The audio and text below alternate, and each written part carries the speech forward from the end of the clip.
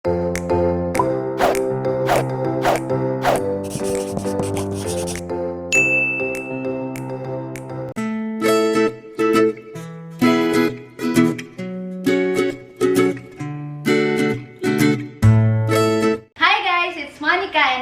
to Kusinika!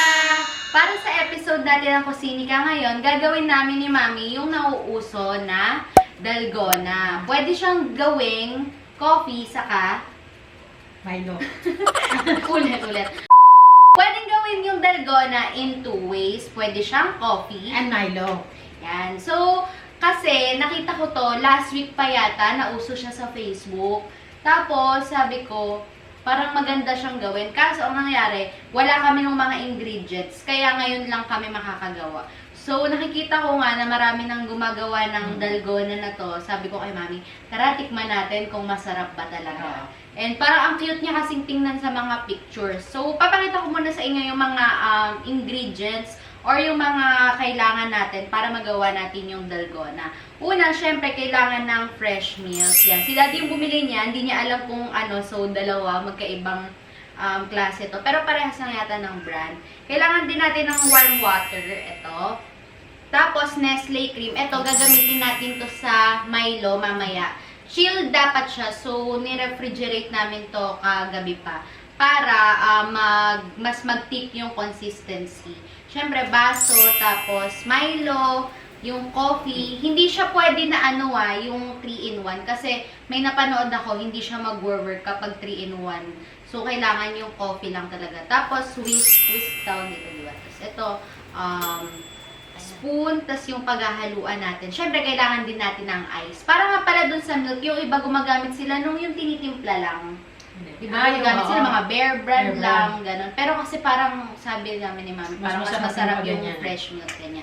So, umpisa na natin. Bali, ang una natin gagawin is yung dalgona coffee muna. Ang kailangan natin is ito nga, yung Nescafe Classic. So, lagay tayo dito. Huwag ko ng gunting. Ay, oo, walang gunting. Laki ng gunting natin. Oo. Pwede naman ito. Magkapraso lang, praso kong buuin. Ganito. Ayan, magkapraso lang. Kasi hindi mo mauubos eh. Bali, daw, para daw sa coffee, 2 tablespoons, so pupunuin natin ito. 1. Parang ang tapang na ito. 2. Tapos, wala palang sugar! Kailangan natin ng sugar. Hindi ko napakita yung sugar sa video. Pero syempre, isipin nyo na lang guys, kung ito lang yung ilalagay nyo, sobrang tapang ng kape nyo. Depende sa inyo siguro kung mahilig kayo sa matapang na kape, pero kami naman po ay hindi. Saka hindi ko rin sure kung magwo-work siya kapag walang sugar. So, 2 din ang sugar, kung ilan din yung ilalagay. Yan, kailangan nyo ng sugar. 1, 2. Tapos, kunin natin yung warm water natin. 2 din. Surin mo. 1, 2. Tapos, hahaluin na. Netong, tawag dito, whisk. Yan, kailangan matagal na yan. Natagal yung paghalo nito. So, baka balikan na lang namin kayo kasi daw to mga 8 to 15 minutes mo siyang kailangang i-whisk. So, kailangan na. Napagod ka naman. Yan yung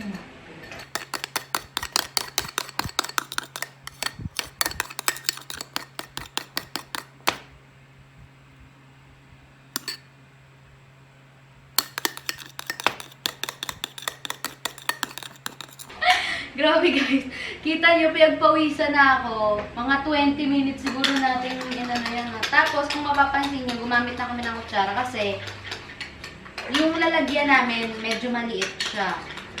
Yung whisk namin malaki, so nahirapan kami iikot siya ng ikot. Ngayon, yan, tingnan nyo. Ayan, zoom ko pag in-edit ko. Sobrang lapot na niya. Pwede na siguro, pero sabi ko marami, konti pa.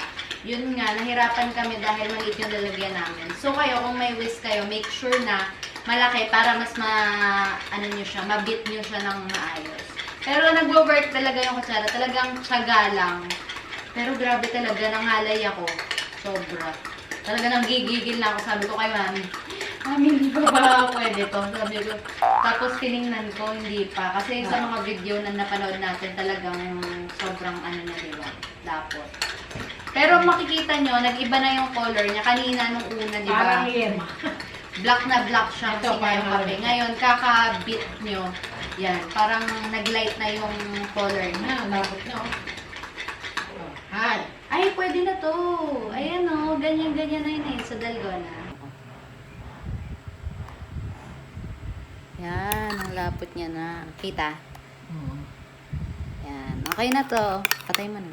Ano natin, na-achieve na po natin yung dalgona coffee na pang-top sa milk after mga 20 minutes siguro. Pero ang ganda niya oh, parang ang fluffy-fluffy niya. So, gawin natin ngayon, maglagay na tayo ng milk, pero kailangan natin ng ice. So, mami, please do the honor. Kuha tayo ng ice. And, pili tayo sa dalawang milk na meron tayo. Itong isa ay fresh milk, high calcium. Yung isa naman, non-fat milk, high calcium. Ano sa tingin mo? Ito, parang yung din naman yun. Pero ito na lang. Yes. Hinahalo ba to? Haluin mo. Wala akong problema. Haluin mo. Hindi. Yan. Hindi, ano siya. Hindi siya pupunayin. Hindi siya pupunuin. Nalagay lahat siya. Yan. Ice, guys. Ice. Sa mga ref nyo siguro yung may panggawa. Ice cubes.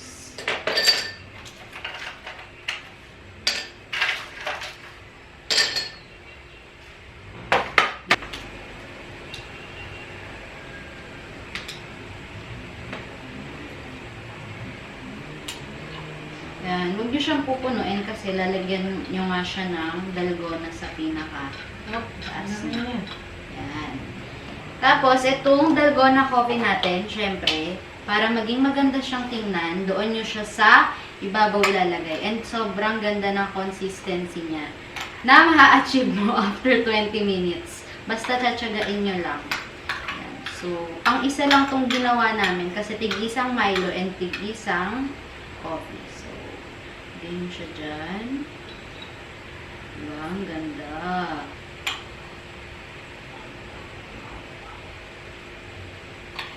Ba't pala pinuno ko pa ko? Oo, paano? Sabi na ako. Okay na rin yun. Yan. Kung gusto nyo, dun kayo, medyo punuin nyo pa ng milk para yung itsura niya is nakaapaw. So guys, ang pagkakamali lang namin, di namin napuno yung milk kasi para nakaangat sana. Sana mas maganda siyang tingnan. Kasi sabi ni mami, okay na daw eh. So, bali sa Milo, ayusin namin, mas pupunin namin para nakapaangat yung kanyang topping na dalgona coffee dito sa ating ginawa. Yan. So, para sa susunod naman natin, ang gagawin namin is yung Milo. Bali, kailangan natin ng, tawag dito, Nestle cream, which is, ang meron kami is yung sa Nestle. What? Sabi ko Nestle cream, tapos meron kami sa Nestle. All-purpose cream pala, sorry. Yan. Bali, para dito, kailangan 3 tablespoon ng Nestle cream. 1, 2, 3. Tapos, ibibit mo muna siya. Saka mo ilalagay yung Milo. Yes po. Ibit mo muna yung Nestle cream para mag-tick yung consistency niya. And saka mo lalagay yung Milo. Kasi, sabi, kapag daw hindi mo nilagyan ng Nestle cream, hindi mo ma-achieve yung kagaya ng sangay dalgona coffee na thick consistency. So, yung Nestle cream yung magsaserve na para maging malapot siyang tingnan.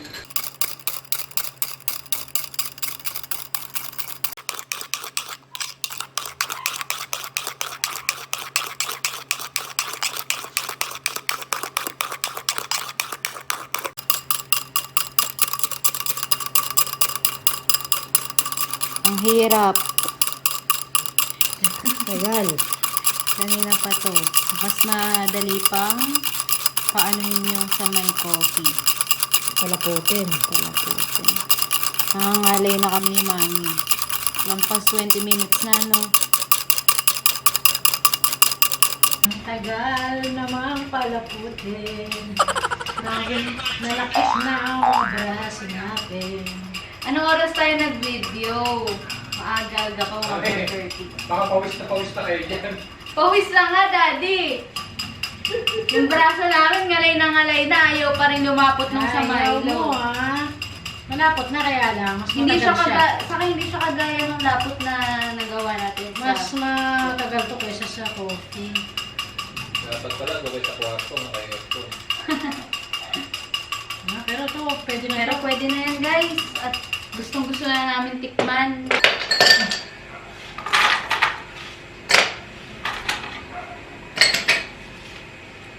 Yan ang milk.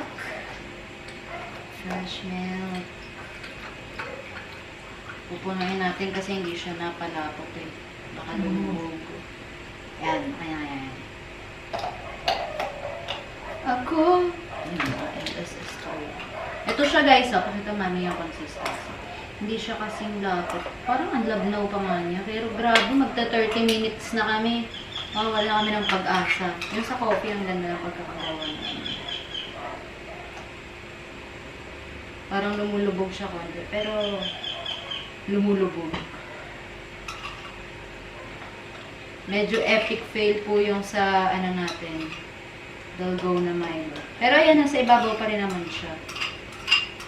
Lapot ang lapot. Malabnaw lang talaga siya. Comment down below kung ano yung tips na mabibigay niyo sa amin para lumapot to. Kasi naglagay na kami ng Nestle cream or all-purpose cream. Pero hindi namin na kuha yung consistency kagaya nung sa coffee. Ayan.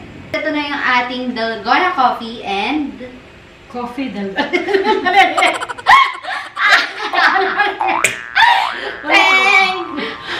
ulit. Ito na po ang ating finished product, ang DALGONA coffee. DALGONA MILO.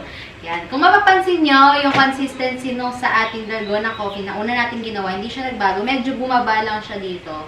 Pero yung tea consistency niya, nasa taas talaga.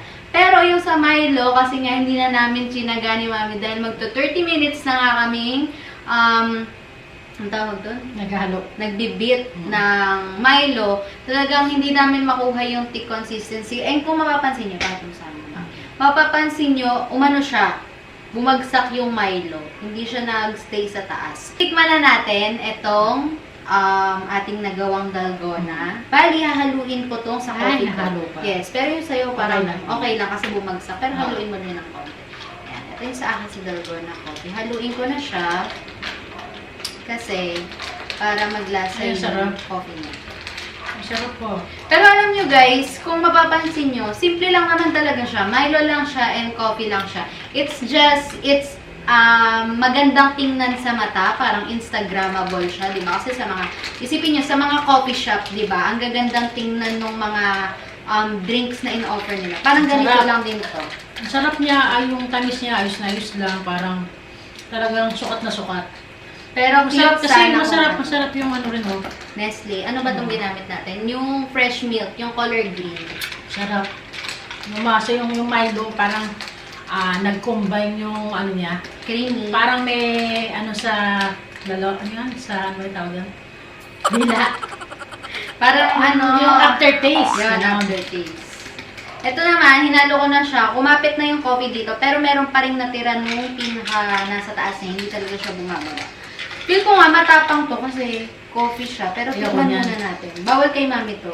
So ako lang ang titikim nito.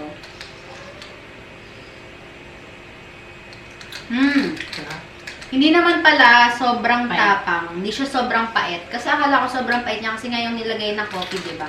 Pero hindi rin siya yung coffee na matitikman natin sa mga 3-in-1 na ang sarap talaga, diba? Manamis na creamy. Ito, malalasan mo siya konti. Yung pinaka, tawag dito sa coffee na to, Nescafe Classic. Malalasan mo yung pinaka-black na coffee. Pero hindi siya yung sobrang, alam niyo yun, sobrang tapang niya. Okay lang siya. Siguro dahil na din dun sa fresh milk na ginamit. Sarap. Tama, sarap. Tikman natin yung Milo, guys. Sarap. Sarap niya. Ay, ang sarap nito. Ako na lang to. Sarap. Hindi, ang ganda ng pagkakakombine ng fresh milk sa Milo.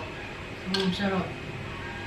Ito naman, na-balance niya rin yung fresh milk sa yung coffee, kaya hindi sobrang pait. Pero kasi si mami mapaitin kayo, no? Kaya sa mga milk tea, di ba napapaitan ka din pag yung medyo malasa yung tea. Yan. Pero all in all, masarap naman siya.